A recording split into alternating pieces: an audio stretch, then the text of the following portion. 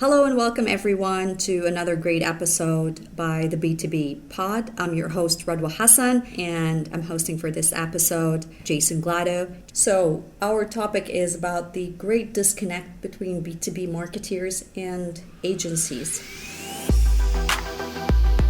Welcome to the B2B POD by the Pulse of Dubai with your host Radwa Hassan, a podcast that touches upon everything that's going on in and around the B2B industry. Jason is an operator by nature. He is president at Avani Media, one of the fastest growing demand generation and marketing agencies in the US, and an expert in content syndication and B2B marketing. His company helps firms of all sizes, from startups with series of funding of Fortune 200 companies, gain clients by developing targeted and personalized campaigns. Jason has been in digital marketing since 2009, working for companies like Spiceworks, Ziff Davis, and Mindshare. He's always eager to learn, always looking for solutions to problems rather than letting problems persist. This allows him to think about new ways to take demand generation further into the modern age and to empower his employees so they can deliver their best innovative work. As president, he is responsible for making sure his workforce is engaged, happy, and productive. In addition to running Avani Media, he speaks on podcasts and at conferences, usually on demand and lead generation, and invests in commercial real estate. But if he had it his way, it might be more about wine, soccer, ideally Liverpool football, which we are going to talk about definitely. And he is excited to use podcasting to spread awareness about the work he does and also his journey across business and marketing. Jason, thank you so much for joining this episode and being my guest, and really happy to have you here. Thanks for having me. Thank you. And our topic today is really one that's close to my heart because I have really gone through a lot of different instances and situations with my agencies and through my work. I see it as a challenge, but also I see it as an opportunity if both sides really take the right approach, that they can do magical stuff together. I'm seeing that in large enterprises, marketing typically works with large full-stack agencies who have the skill set as well as the manpower to support campaigns, big and small. But the challenge with the large agencies is the legacy retainers with agencies that restrict marketeers to seek innovation outside. So how do you see this, especially with the growing demand to get in front of the customers? Yeah, I think that there is a large disconnect between what clients want and expect out of their agencies and the work that they get. I think that the retainer agreements lock clients into relationships with agencies, and it's sort of an asymmetrical balance where the agencies tend to get a lot of the value of future revenue, and the clients don't really get a whole lot of value out of that retainer agreement because they're more or less locked in with an agency and often can't seek outside support for projects, whether that's bringing on another agency or bringing on specialists to help with the work, because it's all wrapped up in this retainer agreement. And ultimately, what that leads to is sort of subpar work and misaligned results because agencies don't have to show up and fight every day. And also, it just largely means that the agencies aren't pushing hard enough to get their clients in front of the right people, whether that's the right audience or the right customers. They're just not incentivized to move quickly and to move sort of in parallel with their client. You tapped into a very great point here in that word of incentivized. Whose role is it to really put that angle on the agency? Who should incentivize the agency? Should it be the client or should it be the agency itself? As a president, how do you handle that of a media agency? My personal view is that I think it's the agency's responsibility. Sure, you could structure contracts, and we've seen some of them where there's performance-based incentives for the agency if they hit certain thresholds, whether that's pipeline generated, whether that's revenue, whether that's units sold, whatever the case is, which I think is fine. But I would prefer to have an agency and a team and a workforce who shows up every day, is made up of A players, and just fundamentally gives the client A+ level service, strategy, and execution and support, because that's what they want to do, rather than having to dangle a carrot and an incentive in front of the agency to get that out of them. I'd rather have people just with the intrinsic drive who want to do their best work, because I think that is going to drive the best outcomes and high alignment with the agency that's not governed by a contract. If you need to put it in a contract, I feel like you're just going to get into a position that the work still is not going to be where you need it, because you're going to be fighting over language in a contract to try to get paid or dispute payment. Yeah, certainly. I'm sitting in the client seat and I'm telling you that some of the agencies, when you as a client push for more creativity, they frame you as a hard to please customer sometimes. And they say, oh, well, they never like anything. Whatever we show them, they just don't like it. Then you become the bad guy. I think psychologically puts them in a space where they're pressured, but also they see the client as hard to please. So it's all right. Whatever we're going to present is not going to be good enough. How do you relate to that? Yeah, I think there's a few points there, which is you've got agencies who view the sort of change or pivot or additional work as bad, as like, oh, I can't believe they're trying to give me more work, even though it's going to make the agency more money. I just can't believe it, which is a line of thinking that I can't agree with. I wouldn't ever allow it here, because at the end of the day, the ideal partnership would be you have an agency and a client who are pushing, like rowing in the same direction. The technology landscape, we are an agency that primarily deals with B2B technology clients. The B2B tech landscape changes so quickly, even for large enterprises. I mean, they're making tweaks and pivots to whether that's targeting, whether that's manufacturing and supply chain issues, right? There's all of these changes that are happening. And if you as an agency take the line of, well, that is out of scope, that is not something we want to do, or, oh my gosh, there's more work, and the client's difficult, that sounds like a healthy relationship to me. A healthy relationship is one that is highly aligned, one where it's a true partnership where neither side feels like they're getting taken advantage of, and both sides understand there are changes happening in all aspects of this, whether that's technology and publishers and things on the agency side, or targeting internal changes, supply chain issues, or what have you on the client side. And our goal in this relationship is to move together to get the best business results, not for one of us to win the upper hand and say, I got more out of this relationship than the other side. That seems like a very big misalignment, unhealthy, and it won't be a long-standing relationship for the agency. Yeah, certainly. And to that point, and remember from our discussions also when we talked about the B2B marketeers, when they're stuck with their partner agencies, and when they shift directives and ask for any additional work, it becomes as like, oh my God, you're asking for additional work. This is, as you said, this is a different scope. This is outside of my scope. And understanding really the environment at your client and how everything works and how things could change from one day to the other. And I think also COVID, everybody spoke a lot about all the lessons learned, but we have all learned the lesson that you're agile, you're quick, you're fast, you can move, then you can really meet your customers where they are and really be there for them.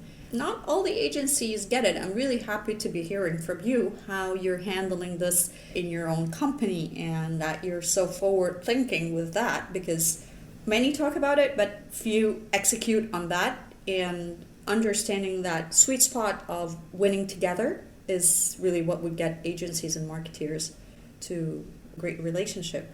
I think it's so much about winning together. It's understanding what, instead of taking every client and saying, here's a one-size-fits-all approach, it's understanding what does this client need from us? What are their drivers internally? How are they rewarded? What does our individual client, if we're sitting in marketing, like what does their organization look like? How do we help them win? But also understanding who are their sort of, coworkers and other. What does sales look like? What does marketing ops and what does, the sales ops and sales tech stack look like? All of those pieces are are necessary, because if we can understand those and we can be a partner to our client, then part of that relationship dynamic is being highly aligned, making sure we are setting us up for success by winning together, and making sure we know what we're driving towards changes, being okay to adjust and adapt, because at the end of the day, that is how the agency wins. And if we are winning and the client is winning, then it's a recipe for success. I think the challenge is a retainer makes that really challenging. I think you can have folks who get complacent and take advantage of the relationship because they no longer feel like they've got to show up and fight. And if you work on, the opposite of the retainer is like a project-based, scope of work or contract. And is that a quarter? Is that 6 months? It's sort of immaterial, because what it does is that project or scope of work, and you've got to show up and resell yourself every day. Every day you're showing up and fighting and wanting to make sure you're bringing your A+ game, because your goals, or at least our goals, are to make the client's life easier and to drive business outcomes. And in order to do that, we've got to be agile and we've got to be highly aligned. Yeah, absolutely. I really love that, because making the client's life easier is a very important point, because I personally work with multiple agencies, and I can tell that there's one agency that talks the talk and walks the walk. They say, we want to make your life easier, we want to make you really winning and shining in your company, and they don't do that. They just say it. But then when it comes to delivering on that, they just can't get out of their own space and what they're doing day to day. So it's very uncomfortable. But then you go to another agency and then you find that, they could just deliver anything last minute, because they understand your requirements and that they want you really to succeed. Yeah, I think a lot of it's understanding what the North Star, what that KPI is, having an agency who actually, it sounds sort of odd, but just having a group of folks that just care about the client as people and as an individual person, care about what their outcomes and what their objectives are as a business, understanding the business climate that your client finds himself in. And then obviously understanding and valuing the people of the agency as well. And I think if you can do that and just show that you care, starting off with transparency, you've got to be agile, right? You've got to be able to move quickly and pivot with the client. That's sort of the table stakes. But it's funny how the table stakes aren't always even delivered. And I think because when you're in a retainer relationship, sometimes people bring their B or C game and feel like, well, you know what, we've got the client locked in for 18 months or a year or 2 years, and the work will get done. And if it takes 2-3 weeks, 4 or 5 revisions, or 2 months, at the end of the day, it doesn't matter. We're getting paid every month. We're getting paid 6 figures every month on a retainer. Who cares? Which I think is the wrong approach, right? I think that relationship and retainer agreement can give you sort of subpar work, lack of innovation, because again, you don't have to show up and sell yourself on a project basis. If we delivered subpar work to a client or didn't bring our A game every day, the client could just simply walk away and there's no recourse. That's how I would want it too. If we don't show up and deliver value, I want the client to walk away, because we're not doing our job to keep the client happy and deliver on the promise we gave them. And if we can't do that, we don't deserve the relationship. So true. And then there's some agencies, they're just like, if you as a client, you go and you look for a different agency and you do any project and they see it out and they would come to you, it's just like, oh, why did you go to a different agency? What have we done? We've been talking for ages about what really we want to fix, but then once they see you, they take it as if you're cheating on them. It's like, oh my God, you want a different agency. But hey, you have to get out of your comfort zone and understand that if you don't fix it, then we're going to leave. Yeah, it's like, as every client should, right? If it's not being addressed and not being fixed, then there's no reason for the client to stay. And the project-based contracting and scope of work, right, shorter term, I think really provides a better incentive and alignment between the agency and the client rather than a retainer.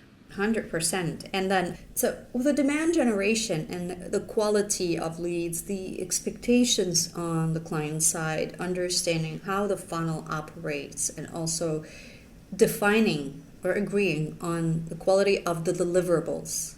I think this is very important, like at the beginning of every project. But again, with a retainer, it may not happen because they sort of say, oh, we know our client and we know what they need, although many don't.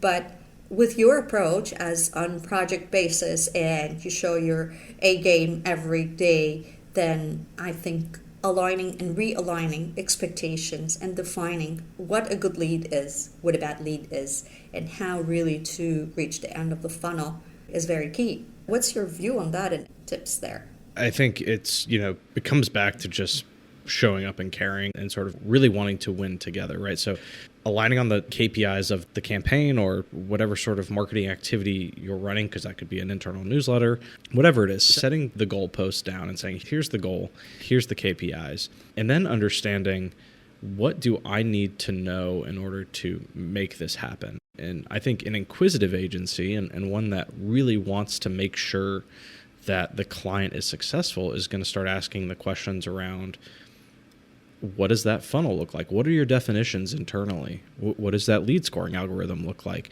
Again, we might have feedback on how other clients have done it, non-competitive, of course, tips and tricks. But at the end of the day, I'm not here to argue with a client about their definitions internally. Our job is to understand how the client defines their MQL or whatever, acronym they're using, and try to build programs that generate the desired result. And so it's understanding what those are, how they interact with each other, what are their historical conversion rates, and if the client doesn't know them, helping them find them.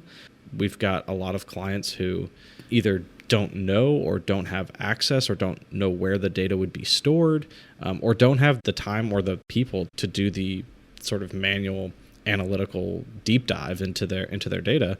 And so in order for us to build a winning formula, we've got to go do that for them. And all of that is usually done before the contract is even signed, because we want to make sure that, hey, if you say you want to see a 20% increase in sales qualified opportunities, cool. That sounds great. What are you at today? What has worked? What hasn't? What are some of those successes that you've had in the past? We want to understand that so we can reverse engineer a program that is going to help us get there and set up different lines to test and do some of those things. And I think that by having those conversations and really wanting to dive in deep and understand, I mean, we do a lot of this work well before we're ever even talking about getting paid. And I think part of that builds trust. I think part of it is transparent to the client. We're going to talk to them about how we think and how we do things. And part of it is just showing up and saying, look, we want this to work. We want this to be a long-term partnership. And we're going to go out of our way to try to uncover all of this information up front, because this is how we work. We want to make sure you're successful. We need to know how this operates. And if we can't find some of these metrics, and we've got to realign on a different KPI because there's nothing in place to track this and measure it. And so I think having that conversation, doing that deep dive, are some of the things that I would highly recommend. If you're a marketer working with an agency, I would highly recommend that you want the agency to be asking those questions and trying to find that information, because if not, they're probably going to give you some campaign in a box, and that's just not. Every client is different. Yeah, every client is different, and understanding the differences is one key element here that if you really get. It's, we have done the successful campaign with another client. Here's a campaign. We can run it for you as well, but I'm different.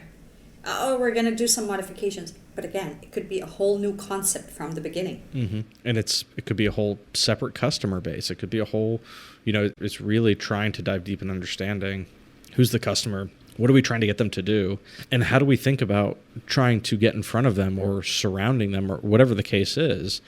And, there's so much that goes into that, whether that's, you can't take a very large Fortune 100 brand's campaign that you executed great and had great results and give that to a Series A startup, because nobody knows who that Series A is, right? Like, you can't expect them to have the same results because they don't have the Dell branding, or they're not an HP or a Microsoft. But some people just want to give a campaign in a box, which is not innovative, and it's, at the end of the day, it's just not helpful.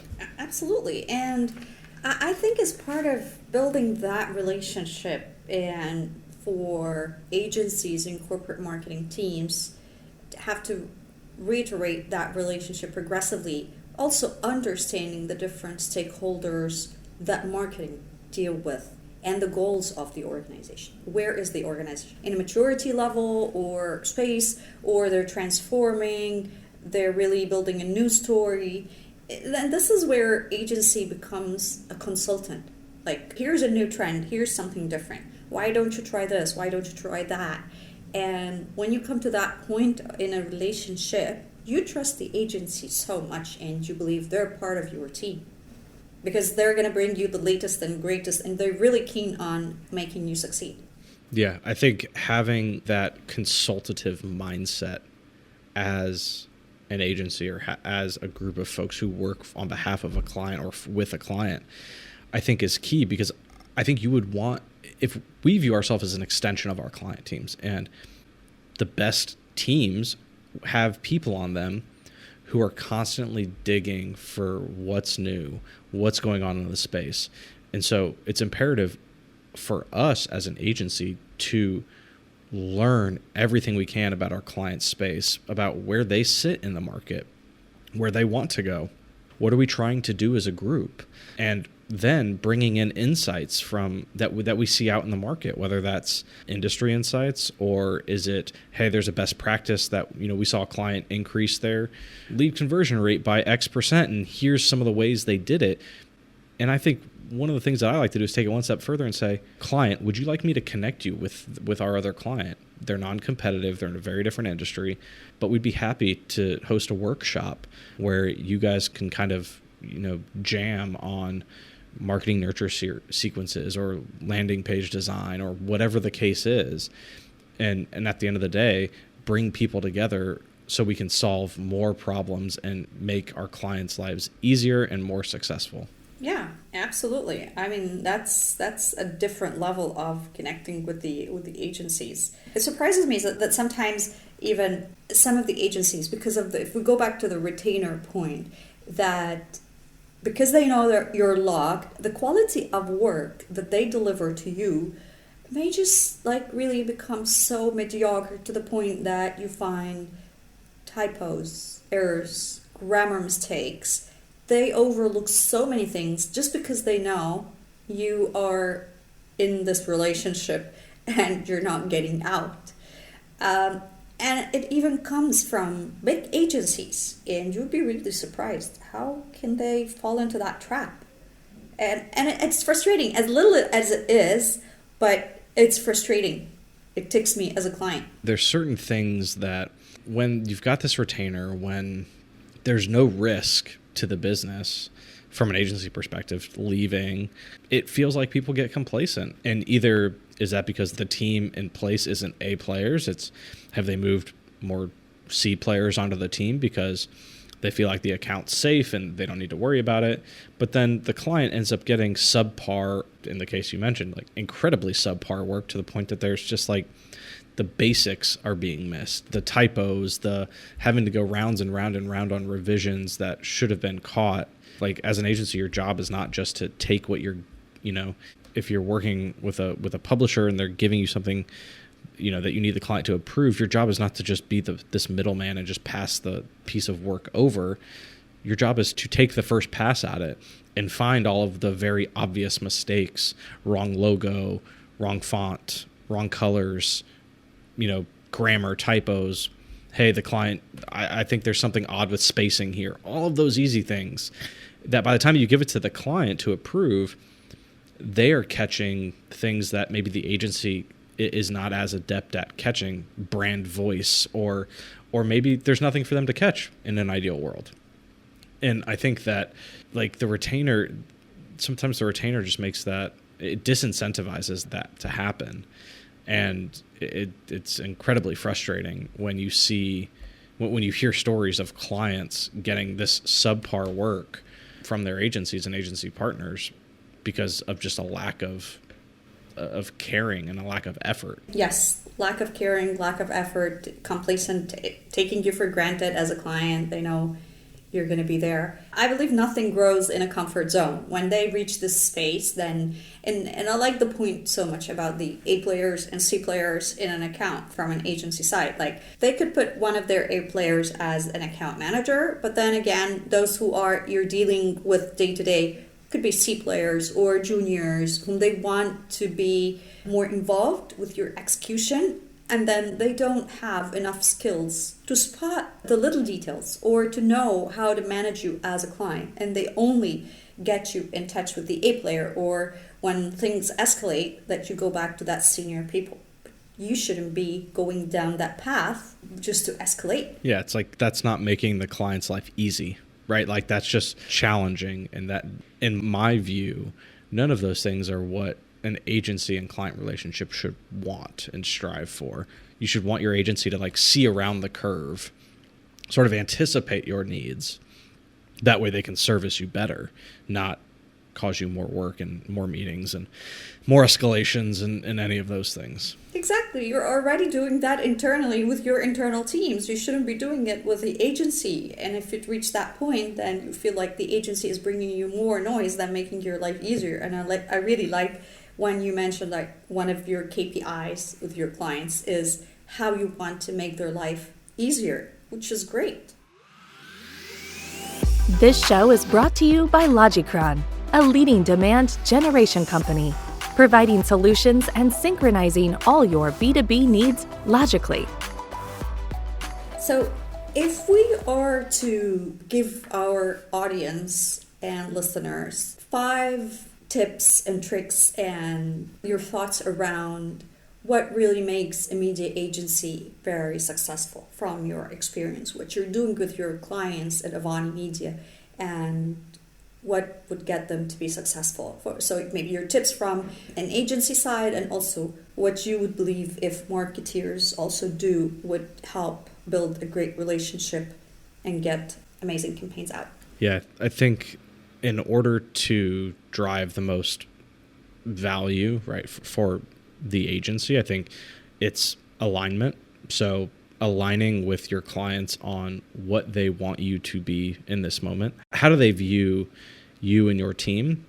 And so, for example, we don't treat any of our clients the same. We want to approach every relationship as, how are you structured internally, client? How do we best support you in your goals? Do you want us to be largely execution focused? Do you largely want us to handle contracts and negotiation? Do you want us to do strategy and campaign development? Do you want us to do all of that? Any of those are fine. We want to understand how best to serve you to save you time. It's not about how we work or hey, we always staff our teams or our client teams in this way, because that goes down the path of campaign in a box. And I just don't think that is the best way to service your clients. The second point is be an extension of the client team. And this dovetails in many directions. It builds off the first point. You can't be an extension if you don't understand how they operate and how they want to operate with you. But once you do that, if you can become an extension of their team, which means fitting into their business rhythm, right? There's no sense in giving reporting to a client on Thursday when they have their weekly marketing meetings on Wednesday, right? None of that is helpful. And so some agencies stick to their guns and say, well, this is only... Absolutely. I really love that. And I'm sorry to stop you, but you spotted a very important point. You give them something on Thursday, their meeting is on Wednesday. Poor alignment from the agency. They really don't understand what you are working within. So, yeah. And sometimes it's just having an agency who can ask the questions and articulate the reason behind the question and provide the context to the client. It's not, I think sometimes when people ask like, oh, well, so when's your internal meeting? It comes off in a way that it doesn't feel genuine, or the client seems like, I don't understand why you're asking. And I think it's all about the reframe and providing the context of, look, we want to make sure that you, client, are as prepared as you can be going into your weekly or monthly or whatever it is meeting. And so we want to make sure we get you the absolute latest and greatest information and insights in time for you not only to review it, but to analyze it, to ask questions back to us that you think you're going to get asked, so we can provide answers and have that dialogue. So you walk into that weekly or monthly or quarterly meeting ready to go with all the answers that we could prep for, because we're an extension of your team. We want to prep together. We want to make sure that your life is easy. Is that using your reporting? I mean, this sort of builds, but it's the extension of the team. It's for most, like, we have Avani branded, decks and reports and all that. We almost never use them because everything we do is on client branded templates, right? So we want to make sure that whatever we're giving the client, it's on their letter, it's in their format using their fonts and colors. That way they can take it and use it internally very seamlessly. There's no sense in giving a client something that they have to screenshot or reproduce or duplicate and put it into their format when we can do that work for them, because ultimately the data we're providing and reports we're providing are meant to be consumed and distributed at our client level. And if the client so chooses and wants and desires, then we should do that on their paperwork and on their letterhead and branding, because that is making their life easier. Really our main KPI. I love that detail. That shows that agency understands that they're not in competition with marketing. It's not like they're trying to sell their work internally and show that having content or having a campaign on their own templates. So it has to be for internal use. So it has to be on a company template. So 100%. That is an awesome detail there. Yeah, it's like our goal is not to beat our chest and say like, oh, look at us. Our goal is almost to operate in the background as if we don't exist fundamentally, because we just want to make our clients, that's the business as a whole, but also the teams that we work with, more successful. And if that means they want us to show up to internal meetings and be on internal calls, great, so be it. We will be there, and we're happy to do that. If they want us to operate in the background almost and really only interface with them and finance, so be it. We're happy to do it, because it's all about alignment, KPIs, and being the extension of the team. And I think the third piece there that continues to build on this is, if you're an agency, developing these personas, if you will, for what your client looks like. And so it's like, what is that marketing persona? If your main stakeholder is marketing, how are they structured? Do they have a center of excellence? Are they a more traditional marketing org structure? How do they operate? What is their, do they have a great relationship with the sales team? Is it strained? What do those personas look like? Who do they deal with on a day-to-day basis? What does marketing ops and sales ops look like? How do they function and work together or not? Because again, the more that we as an agency understand about our client, the better we can structure recommendations, the better we can just structure how we operate and work together. Because at the end of the day, if we design a campaign and it's providing leads, and we don't have an idea or a relationship with the marketing ops team, then that means we're creating more work for our client, because we're having to provide them leads that they're going to have to give to somebody to upload, and it's just not going to end well, because all of that is time wasted, and those leads are not getting to where they need to go. And so our job is to make our client's life easier. So it's doing the research to figure out what CRM are they using, what marketing automation are they using, how can we build the API to automatically tie in data, what data do we get out of it, how does that enhance reporting. We had a client that didn't realize that with the integration we had with them, that we could do all of their funnel metric reporting for them, because we got all of their movement in their pipeline. We could see when somebody changed stages, and our marketing team, like, they would have to go to somebody else to request that data. And we just started providing that to them on our weekly call, saying, here's what we're seeing. We're making optimizations based on this data. And that was a huge win for them. It was showing that we knew that they were data driven, which is excellent. We were showing them that we are being proactive and being data driven as well, to help make, informed recommendations and optimization decisions. Yeah, and that's the consultative space that agencies should be at. So that's such a great example exactly on the reporting, because a lot of the marketing professionals, they may struggle internally to get either the reports or to link and integrate their campaigns into their CRMs, and then you find them at a point where they cannot properly report the success of their campaigns. So the agency is providing something, however, when they link it to their CRM, it's not working. But that example is awesome and really a great one. I think finally, it's all of these things are pointing to wanting, like you should want that agency to become a true partner where they understand the client's business, they understand the people, the drivers of those people, they understand the landscape, whether that's competitive, whether it's internal, whether it's sort of the political internal climate, if one exists, because all of those things are going to make the recommendations, the planning, the communication more efficient. So we have some clients where we know they have to do some manual tasks to get things created, whether that's like submitting a ticket to go get some campaign codes created. Well, why do they need to do that? Why can't we do that for them? And so that looks like just opening the conversation with, hey, what would it look like if this was easier? What would it look like if we know the code, we know how it's structured? What if we put that ticket in or watched the ticket for you? That way you didn't have to look and be alerted and then email it to me or Slack it to me. Like we could just get the real-time update. And so now that looks like, oh, we're in their system and we're behind the firewall. They have our VPN. So we're all in and they've got the IP address. We know how to get access. We can see what we need to see. We don't see more. But we've just taken that sort of task right off their plate. But it's a critical task to getting things live. And so that's like becoming a true and valued partner. And the other one is we've got clients that want to be in our Slack. Great.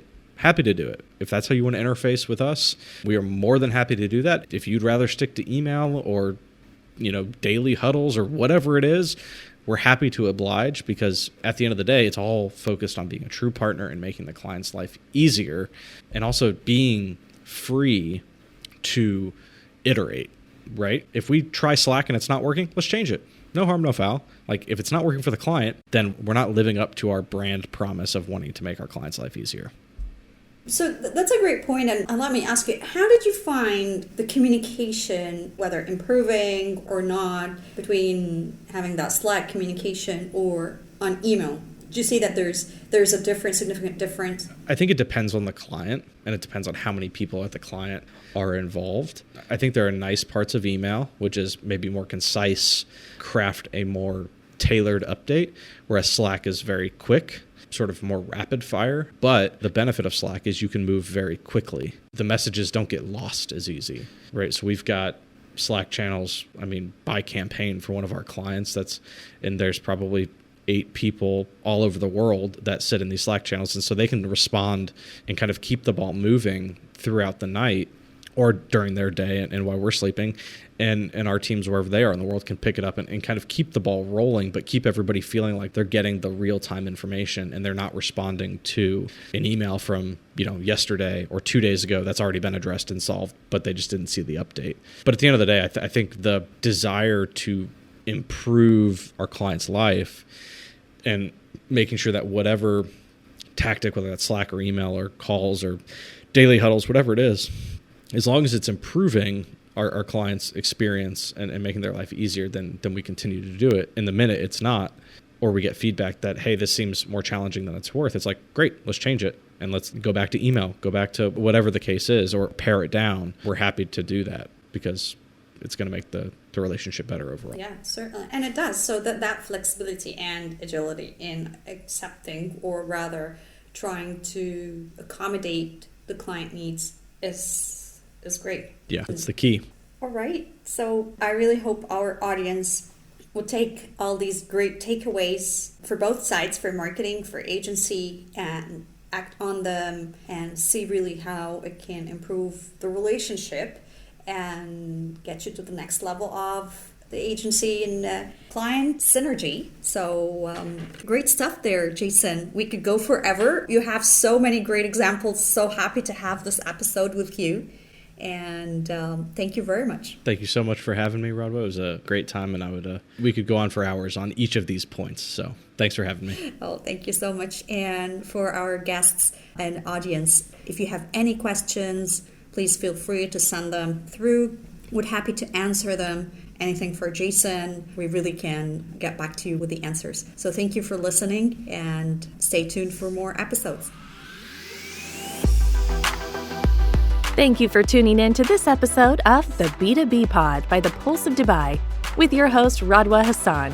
This show was brought to you by Logicron.